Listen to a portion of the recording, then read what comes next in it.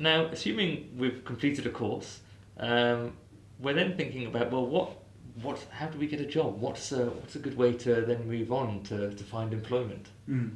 Well, of course, this will always depend on the circumstances of the trainee in question. So many people do a course like the CertTESOL simply because they want to travel. So that's typical of, say, native speaker participants on a course, that they're doing this course because they want to visit or live in a certain part of the world or even in different places.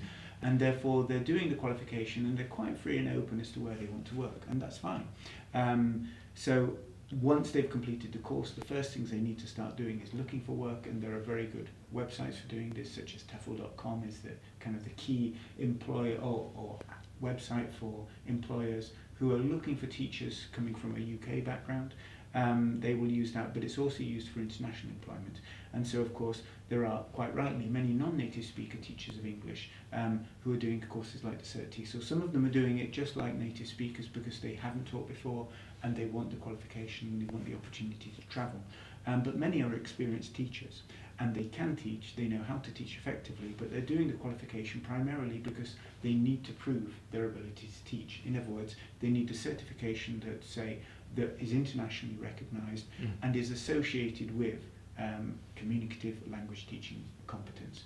So typically those teachers will often know a little bit more or a lot more about exactly what they want to do after the course, and it may be also that they want to travel, that they don't necessarily want to work in their home country but they want to work somewhere else around the world.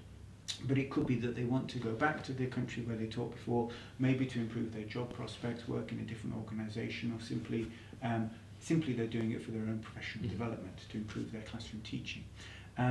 But all of these teachers in any of these situations are going to need a qualification to help them to develop in their career. I suppose going back to analogies, you made the analogy of the doctor earlier on. Maybe if I think the analogy of if I take my car to the mechanics, I'm going to want someone who's been trained and qualified as a mechanic to fix my car, rather than just someone who just likes tinkering around with engines.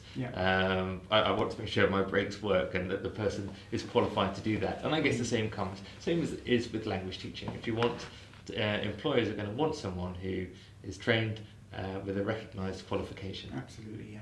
But I mean, one of the issues here is that the analogy with the car mechanic kind of breaks down quite quickly. Like a car might. Exactly, yeah. So one of the issues is that while you may have competence in a language, it doesn't necessarily mean you're capable of teaching it. And this is back to this point about often non-native speaker teachers of English are often expert language learners because they've had to go from zero to complete competence or to a high level of communicative competence as a learner. So they've been in the learner's shoes. So for that person, understanding the learner, empathizing with them and being able to help them is a natural part of where they've come from. And a natural advantage. Exactly, and a natural advantage that they have. And but for a native speaker of a language who may have the advantage of the competence, they will know, for example, what to them sounds like right or wrong English, or sounds to be normal or effective use of the language. They may have that, but they may not have the ability to empathise with the learners and to support them as much. But here we come into a slightly difficult area of the discussion because, unfortunately, the English language teaching world isn't a very equal world at the moment. And a lot of us, and I know that Trinity are involved in this, but a lot of organisations are are advocating for greater equity within the language teaching world between native speaker teachers and non-native speaker teachers. So unfortunately there are a number of organisations around the world that perceive and often advertise that native speakers are the best teachers of a language. Of course, we know that this isn't true for the reasons that we've just discussed, but a lot of learners and their parents often perceive that that's likely to be true because, okay, they have the competence, the ability to use the language, so why shouldn't they be the best teachers? And unfortunately, these organisations often use that as a way of advertising and promoting their product, their language courses, and they also recruit native speaker teachers and often overlook capable, equally qualified non-native speaker teachers, which of course is discrimination, and it's something we're trying to stamp out.